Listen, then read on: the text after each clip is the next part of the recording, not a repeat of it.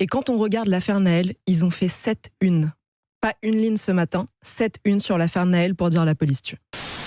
La mort du jeune Nahel et de dire à sa famille toute notre solidarité et l'affection de la nation.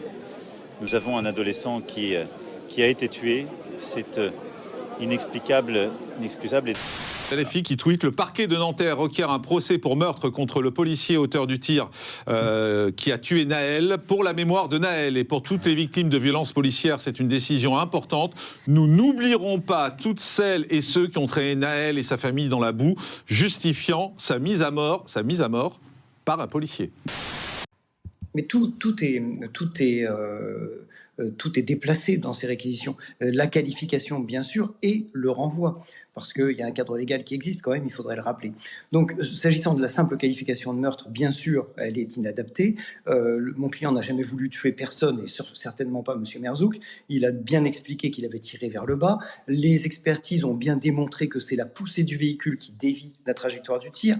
Donc, pourquoi le renvoyer pour meurtre ? Le parquet lui-même, qui fait l'analyse des éléments à charge et à décharge, a plus d'éléments à décharge qu'à charge. Et le seul élément à charge, et c'est un peu grotesque, c'est de dire que mon client n'a pas été prudent dans l'utilisation de son arme. C'est d'ailleurs, on ne sait même pas si ce procès aura lieu, hein, c'est juste une demande du parquet. On le rappelle dans la procédure judiciaire, donc on ne sait pas si le procès aura lieu, mais Thomas Porte parle comme vous un peu. Hein.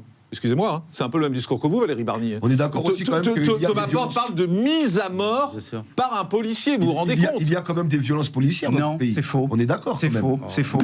On est d'accord. Non, c'est faux. Non, on n'est pas d'accord. Il n'y a pas de concept de violence policière. Non, donc vous avez des violences de racaille. Moi, qu'il n'y a pas de violence policière dans notre pays. Non, il peut y avoir des erreurs. Il peut y avoir des bavures de certains policiers.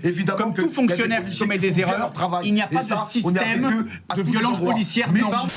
Ce qu'on remarque, c'est que la France de Jean-Luc Mélenchon n'est pas la France d'Éric Comines. C'est pas la France des gendarmes. Jean-Luc Mélenchon, il trouve le mot de passe de son compte Twitter quand il s'agit de l'affaire Nahel, quand il s'agit d'Adama Traoré.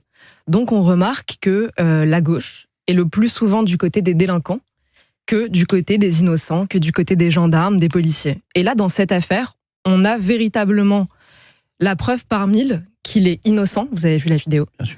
C'est un gendarme innocent qui faisait tout simplement son travail. Il n'y a aucune excuse à trouver.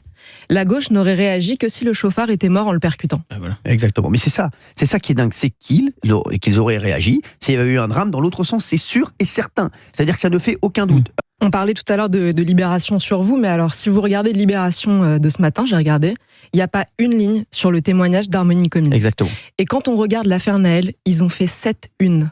Pas une ligne ce matin, 7 unes sur l'affaire Nahel pour dire la police tue.